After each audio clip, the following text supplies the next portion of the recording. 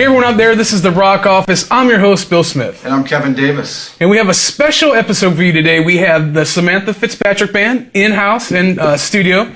And we want to thank you guys for stopping by. Thank you. You got it. Awesome. They have a new album they're going to be telling us about and a lot of exciting news. We're going to hear some music and some other things from it in a little bit. So without any further ado, let's get into the interview. All right. Let's do it. Woo! All right, so why don't you guys introduce yourselves and what role you play in the band? All right, well, my name's Samantha Fitzpatrick. I'm the singer, the rhythm guitar player, and the songwriter. And I'm Brian Connell, and I play saxophone. I'm Alex Dominish, and I hit the things. I am John O'Yole, and I play this big thing. Nice. Still really close to our instrument. Very cool. He didn't want to be separated from the shot, so we had to leave I it. love how he says it's the big thing. He plays a big thing. It gets emotional. They're separated for too long. It's a size thing. Awesome. So, how did you guys meet? How did this band form? And give us the origin story. How much time do we have for that? Well, it started off where I started playing by myself, doing the acoustic solo gigs, and then ran into Jono. Found me backstage. Painesville Party yeah. I was trying, and then they were like, Stalked this you. girl they were like, this girl wants us, needs a bass player, you want to try out? I'm like, yeah, I'll try him out. And then she came over to my house, and the neighbors kind of got, like, what the? Gotcha. Like, somebody's really loud over there. Yeah. She's Me a and my really loud loud mouth. person. Really loud person. But then I'm like, sure, we could try something out. And then ever since then, You've been stuck with each Yeah, other. now he's my buddy, whether he likes it or not. These guys, Jono and I were actually doing a show together in downtown Willoughby, and then Brian just so happened to be on a lovely night walking past and was like, "Whoop." Yeah, I got off the gig, so I had my horn in the car, and then I walked by I saw them play, and I'm like, hold on a minute. I'm going to get my horn. So I just got my axe, and then walked in. I had played with Jono and a couple other bands before. Too. So and I told Brian, I'm like, go grab in your a similar sax. situations, Get in because they were here. just doing duo, playing bass and guitar, and Yeah. I was playing a couple other different situations with a singer and a bass player, or a singer and a percussionist, and then me. So when I played a couple tunes, it's like, this is kind of fun. Yeah, so, this is awesome. It was awesome. So we were doing trio like that for probably a year, solid year almost. So yeah, close to that. Yeah, because Jono and I were together for close to a year and a half, and then we brought you on for like a year, and then this little drummer boy. You stolen from Romper Room? Yeah. Oh, no. I joke. I'm sorry. Kid. Yeah, we how did we find you? Oh yeah, that's we found him on the corner.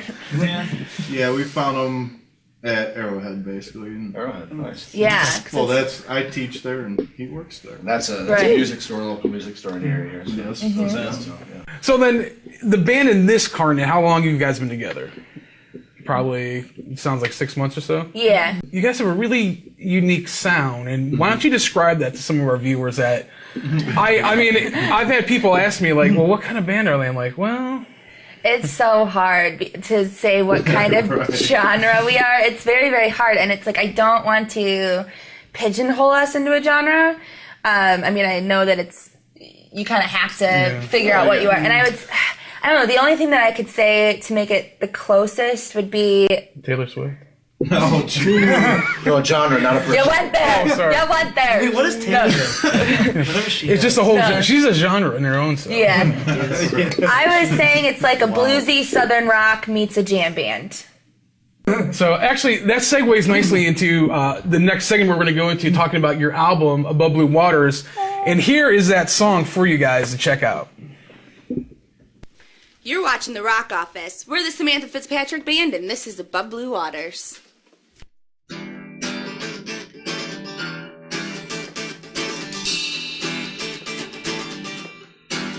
When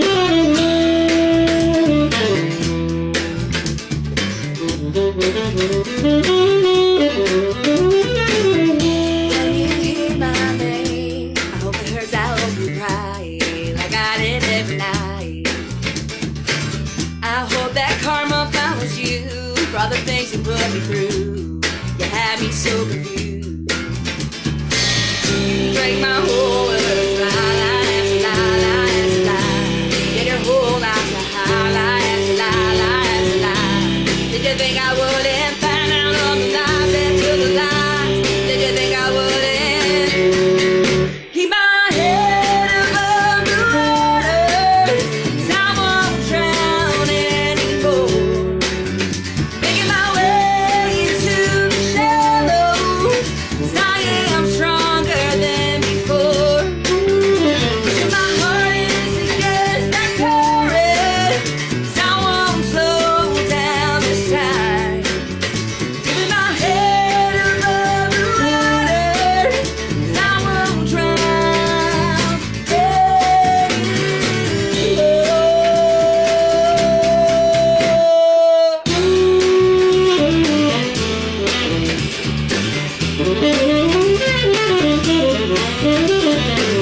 You set me up on my feet, let me hold on to me with your made up identity.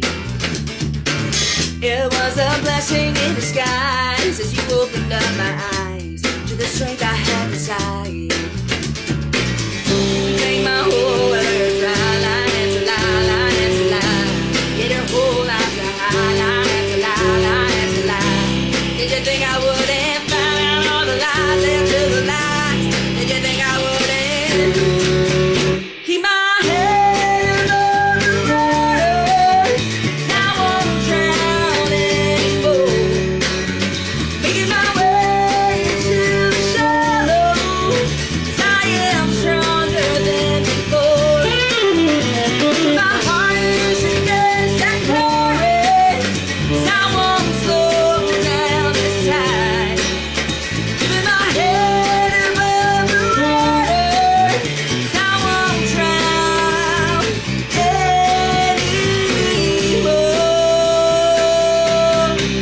No,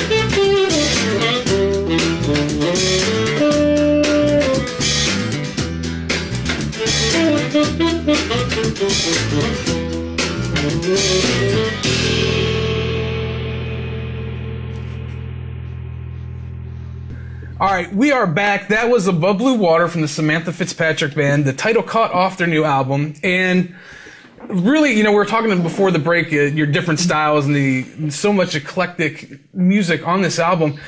Tell me a little bit about the writing, the producing, the creation process behind this album, because like you said, it really is hard to pigeonhole exactly what you guys do.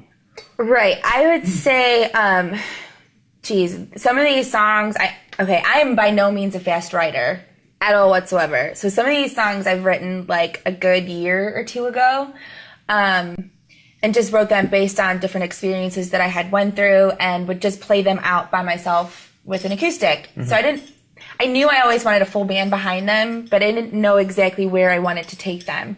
And then having these guys and the phenomenal musicians that they are, I didn't even really say how to play anything. They just I'm like, just do your thing. Just play however you want to play it. just laid down the tracks as far as the acoustic and the vocals went, and then they just kind of took off with it. Yeah. So, you're talking about the different kind of styles that you guys do. The musicianship, as far as, the people playing on the album was incredible, really tight, especially what this guy in the end here does. And, the sax, especially in the genre of music that you guys subscribe to, is really unique. Tell me a little bit about the recording process and who else did you guys bring in to help produce or play on the album? Well, a lot of the lead work was done by a really, really, really great musician. His name's Rick Pfluger. And he did phenomenal slide guitar work, lead guitar work, because I'm not a lead guitar player. Some of the chicken picking. Yeah. Yeah. Well, the pedals, the one song that had the pedal steel on it, and then this like whiskey round, like it's really, really good. Yeah. I mean, any of the rhythm parts, I did that, but the lead part, I mean, he literally just went in there and busted them all out, and we were like, holy crap. So it was really great. Yeah. He did such a great job. And then as far as the drums go, because we didn't meet Little Drummer Boy until after we had already done the drum part. Him on the spot. We're like, learn this album. Right. There you go. So because we had AC Angela Catrone was the drummer. She's a left-handed female drummer. Okay, yeah, I know that. She's awesome. Where did you guys record this album at? We actually recorded it in Willoughby at a place called Sweet 12. And then the guy that did all of our recording and mixing and mastering was Matt Lucy. Okay. Who is he's so laid back and so great. Yeah, you feel super comfortable in there. So let me ask, there's some specific songs on the album I just wanted to ask you about. The first one is the title track, Above Blue Waters. How did you write that? I mean, where did that come from in you that you wrote that song? Because it sounds like you're a little... I mean, it was a little... It reminded me of like an Alanis Morissette kind of a I hate men or whatever, You're catching on. I do the track 2, and then track 3. I was thinking, God, who done her wrong? But that was actually the last song that I wrote, and Above Blue Waters it's actually helped me get through a lot of stuff in the last year since I wrote it.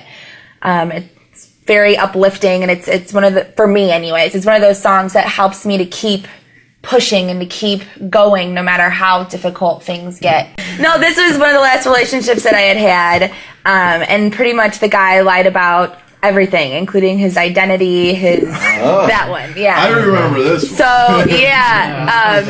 sounds like a good one. Yeah.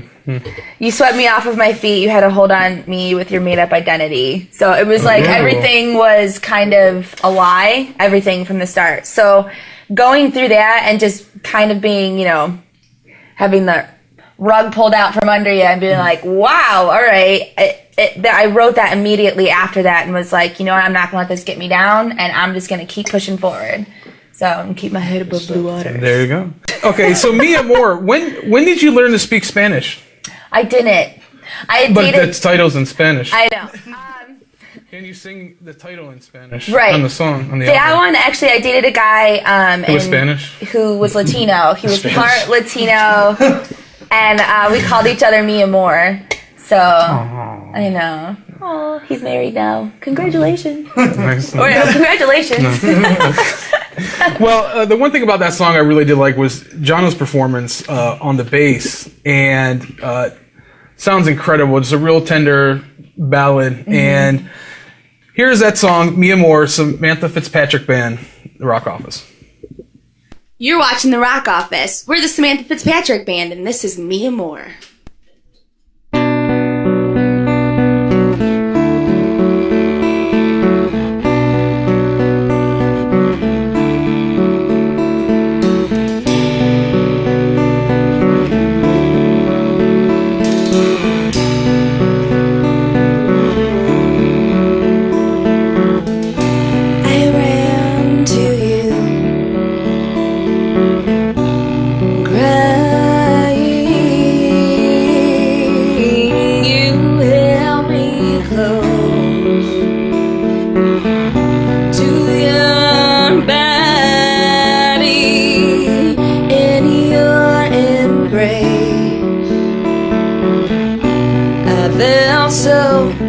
say all of my tears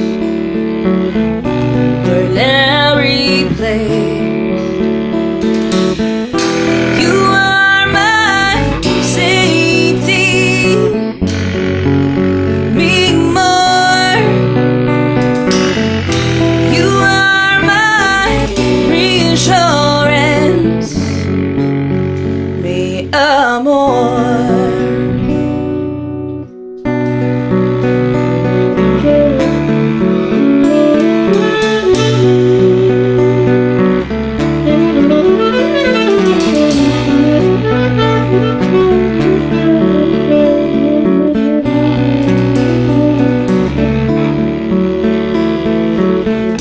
I went to you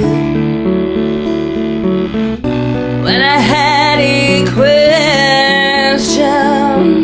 You answered it in the right fashion. You've all the answers that I need and do not want to hear.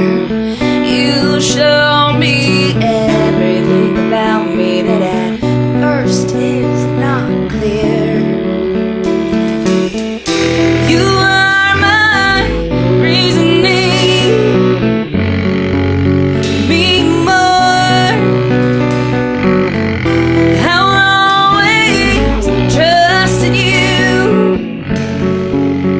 me amor.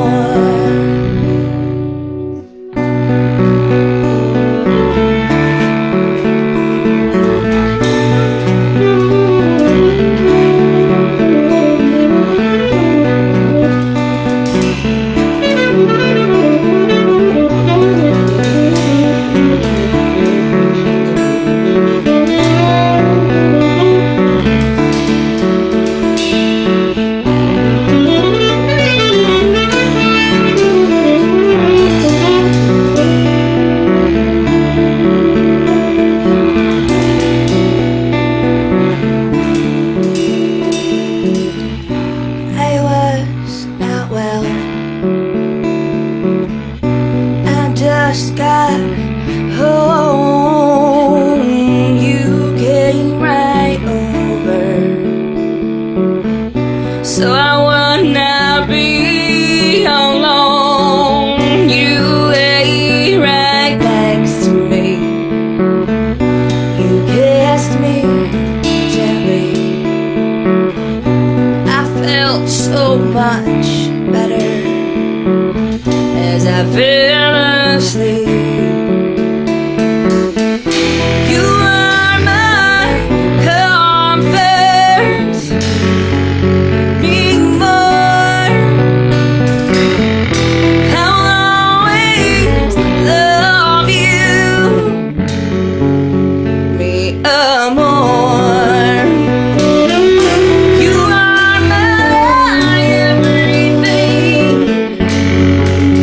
me more. I'll always love you, me amor.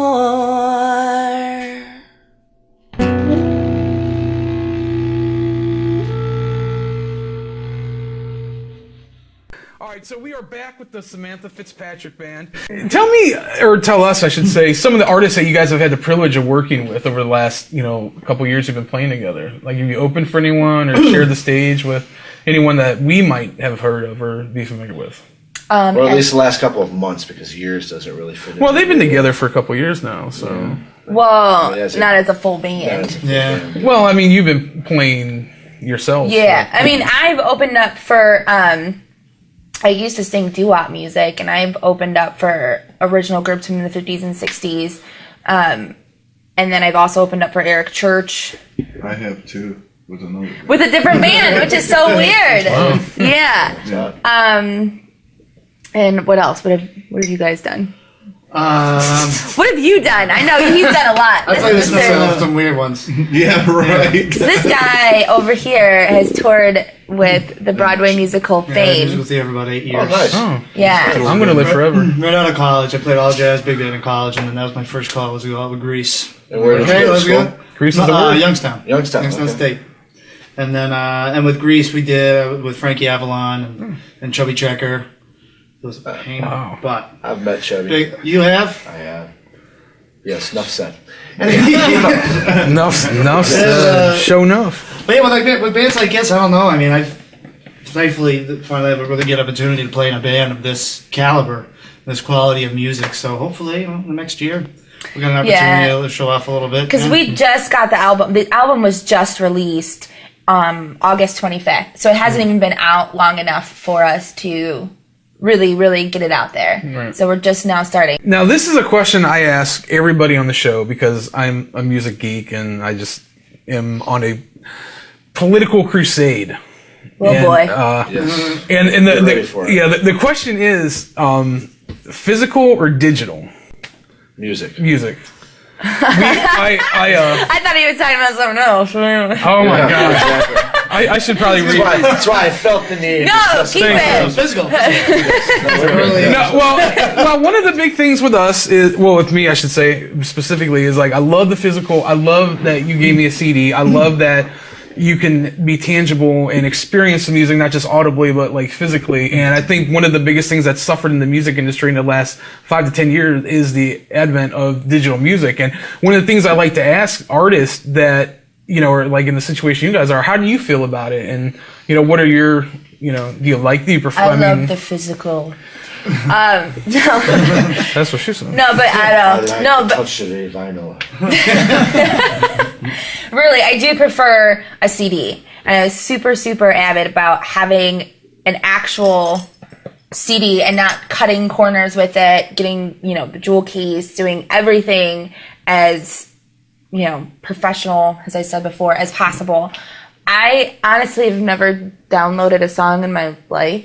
So, I know. Not saying that I won't. I don't know. I would much rather get a CD, pop a CD in my car, you know, something to that nature. I mean, I do like YouTube and we put some stuff on there, but See, for me, that's the rub. Like, it's physical thing, of course, because that's more the experience. Whenever it's just the music and you don't have the, you know, see who you're listening to, or something about, we were talking about the engineers, like all the people Right. involved in the process. yeah. You know, if you don't have that, then there's a level, I think, of detachment Right. to what you're experiencing. But you know, there's the whole other side of it. What you were touching on is the fact that with the digital music revolution, now independent artists have all these opportunities to get their music everywhere. Which before, take the kind of notoriety that you can get just through your computer, and you can do it in your living room. You had to go through a record company, you had the distribution, you had to have all that stuff accomplished. But now you don't have to do that. You can just do it on your own. Plus, it takes, like, you know, there's a whole artistic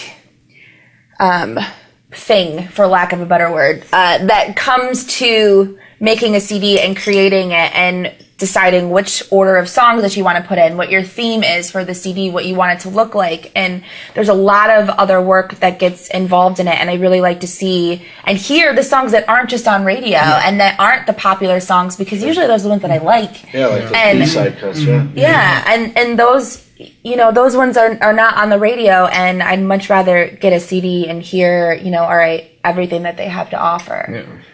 So Anybody on the download side over here? Or are we all pretty much physical? Physical. Very nice. yeah. I mean, I plan on putting the songs on iTunes. I just Sure. haven't had the. Well, and I think To be honest, you kind of have to. you Yeah. right, you have to. I But do a lot. I mean, I pay for it, but I do a lot of downloads because a lot of the music that I want, like some of the jazz music, some of the more obscure things, Right, I you can't can't go find to it. a Yeah. record store. You But can't. I can only get it at the show. So And that's a lot of the those great artists, part. there's no way I'll ever get to see them live. So. Yeah. Exactly. So what's on the horizon for you guys? I know you just released the album, and you know, trying to get that out there. What can the fans expect from you in the next couple months, or what's on the horizon? Well, they can expect us to be playing a lot more shows, full band. We've got CD for sale. We have the T-shirts now. My brother-in-law, Kevin Morley. Oh, yeah? Kevin Morley designed them. He also designed the whole entire CD as well. He's a phenomenal graphic artist. Hard worker, Kevin. Yes, he's absolutely great. So, but yeah, they could just expect more shows, and I mean, I'm never content with where I'm at, so I'm always trying to push us and keep going farther and farther and play bigger shows and bigger places and different places. Cool. So you mentioned your T-shirts, which I'm wearing. Probably not as nice as other people wear. Oh, stop it! Where can our fans go to get T-shirts, CDs, tour dates, any of that stuff? Do you have anything that you want to? Any websites? Yes, I do. It's actually Yeah. on the T-shirt. Yes, it How is convenient. www.samanthafitzpatrickband.com. That has everything on there: tour dates. The CD for sale. The only thing it doesn't have right now is the T-shirts for sale, but you can get those at shows, or if you run into me, I always got them on me. So Where's 5 of them underneath? Really? Off of my back. Awesome. All right. Well, listen, we want to thank you guys for being here today. We enjoyed the music. We enjoyed getting the talk in depth, and go out there and support the independent musicians that are trying to really make an impact, do something different, unique. I love the album. It's my pick of the week, Above Blue Water. Really, to put it in a genre or pigeonhole it, like she said, it's really impossible. There's a lot of like rock, some country stuff, some real tender, mellow ballads. It's just, it runs the spectrum. I think it's like really be hard pressed to find something that you don't like on the album. So once again, we want to thank you guys for tuning in. Make sure you like us on Facebook, facebook.com/rock office. We're also on Twitter at @the_rock_office. Kevin? Make sure you check out Samantha's site as well. Like she said, www.samanthafitzpatrickband.com. Check it out. and There Facebook.com/Samantha you Fitzpatrick go. Band as well. Go there, like it. Yeah, You know? like us, dude. Share us, share them, get out there. We're doing this because you guys have supported us and give us so much good feedback. We appreciate it. Once again, always remember, support your local independent record stores by buying the physical copy of music instead of the digital download. And we will see you next time on The Rock Office. Take care. God bless. Bye. Bye.